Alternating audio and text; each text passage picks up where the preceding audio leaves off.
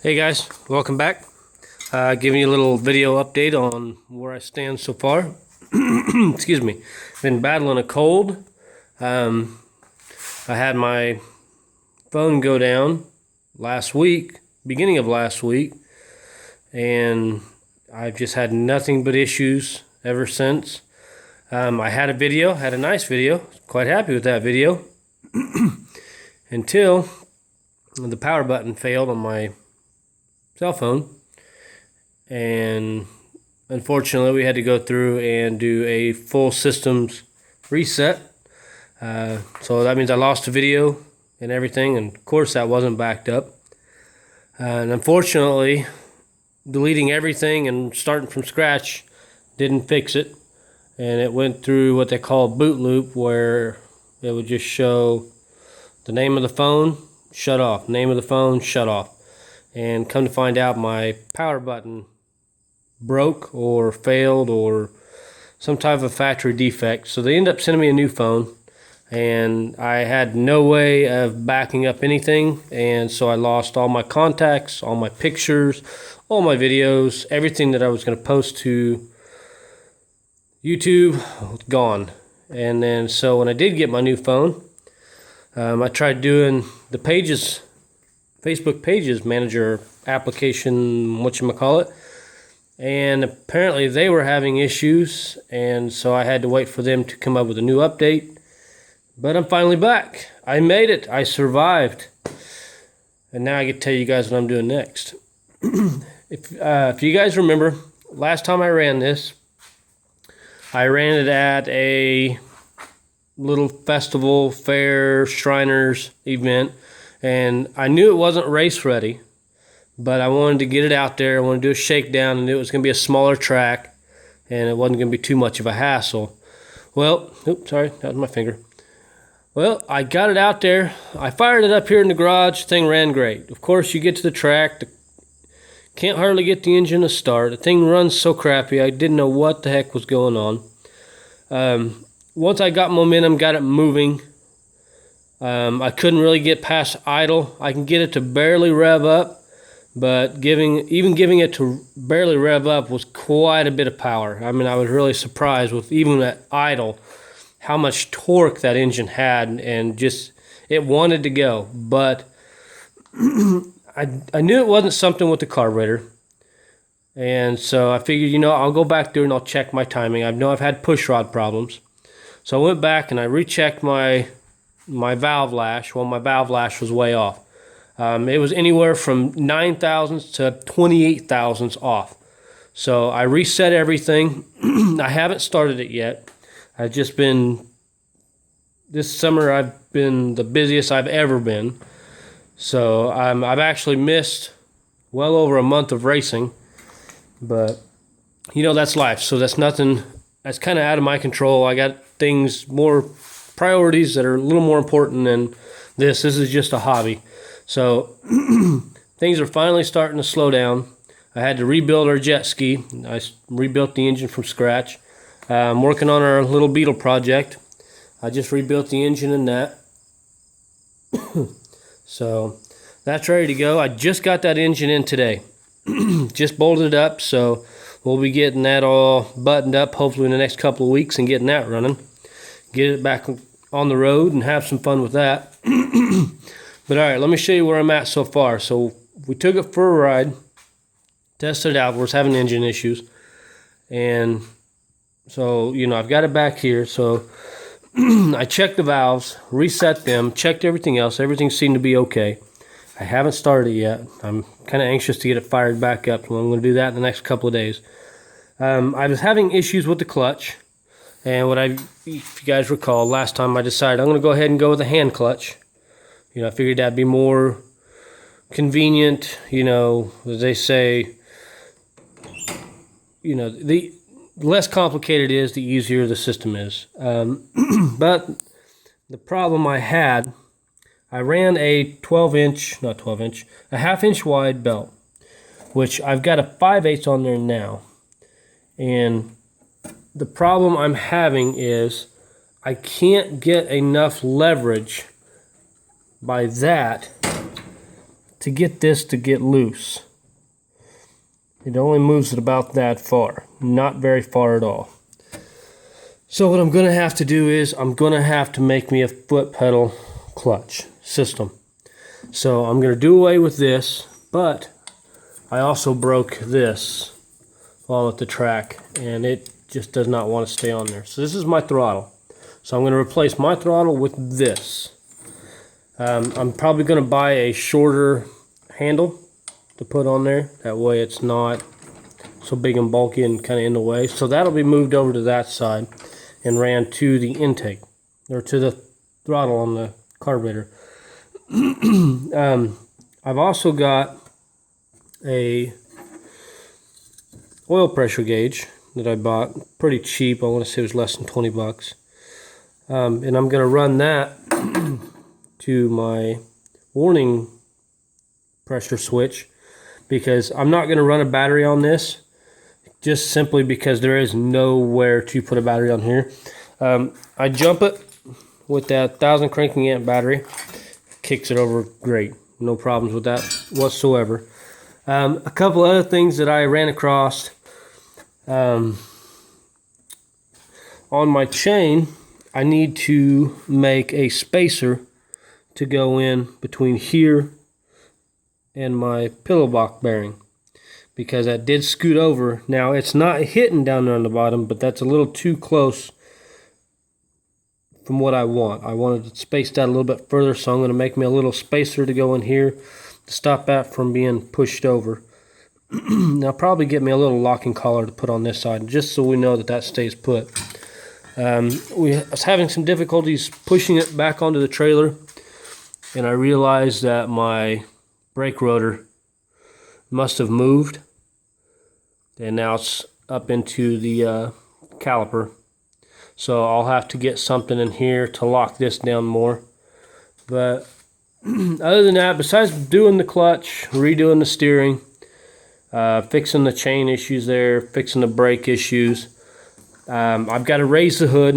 I'm going to have to chop these off, raise them up higher, just because I had to make a new mount for my steering wheel, because this was into my legs when I was running. So we brought the steering wheel up higher, so that ought to be good. So that means I've got to get the hood up higher. So we'll, that's something easy, that's something quick that can be fabricated fairly decent. I've also need to come up with a new way of doing my spring. I lost the other spring. So I've got to do some type of an air cleaner.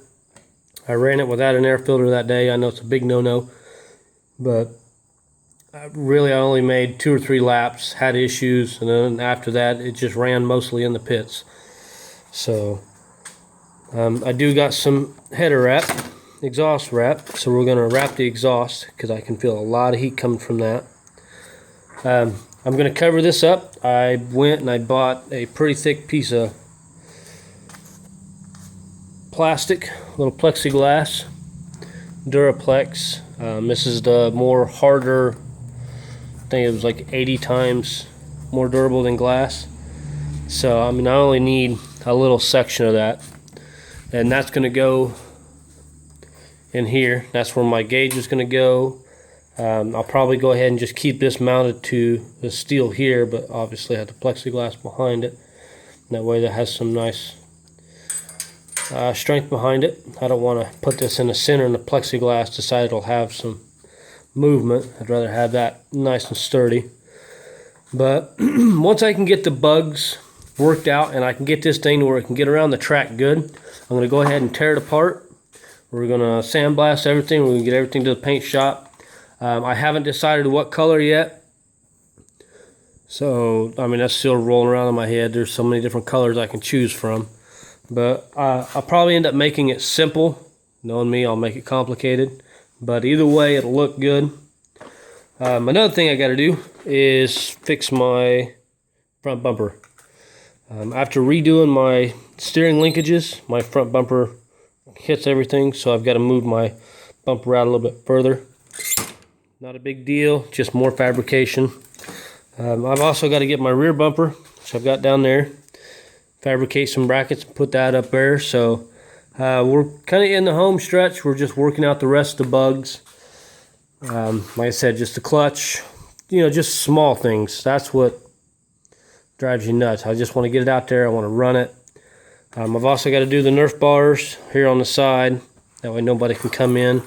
I got to strap this down just a little bit better. It's just got a bolt up underneath holding it in. That, and I think a piece of Velcro strapping that down. But I'll do something a little more permanent on that. Like I said, when I ran it, I just wanted to get it together and get it on the track and just do kind of a shakedown, see how it was going to react, how the engine would do, and try to get some break-in time on that engine. But other than that, I've got a digital a digital tack that I want to put on it, and it also has the cylinder head temperature stuff on there. That way I can monitor engine temperatures, I can monitor oil pressure, all without using a battery, which is kind of what I wanted. That kind of gives it more of I guess a race car feel. I don't know how you would explain that, but if I had room to run a battery, which it's not safe putting nothing back here near the rear axle. I could always put a battery right here, but the smaller high cranking amp batteries are expensive. I'll probably end up going that route eventually, but until I can get this painted and my wife goes, okay, you can spend a little more money on it, I will try to come up with a battery system. At least that way I can start it up on the track if it were to stall or have any issues to where I would have to shut it down and restart it on the track. At least I'm able to do that without having somebody bring the battery out to me. I got my little helper out here. What are you doing? Are you hungry? About food time, isn't it? Dinner? Anyway, another good news is me and my wife bought some property, and we're in the process of buying a manufactured house. And in the process, I'm also building a fairly large pole barn style garage. So, it's going to be fairly large. So that I'm hoping we can get the modular and everything put in place, hopefully by winter. I got my fingers crossed, but there's no guarantees, no promises. And then hopefully they can at least get the foundation and the walls and maybe the roof up for the garage.